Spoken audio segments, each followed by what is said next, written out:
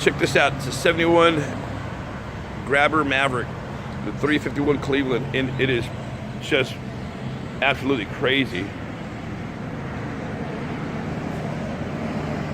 And nobody does Mavericks. Nobody. 5-point racing harnesses, roll cage, just the works, man. Weld wheels, front and rear, street slicks on the back. Now he's gonna fire it up. We're gonna take a listen. Just check out the interior.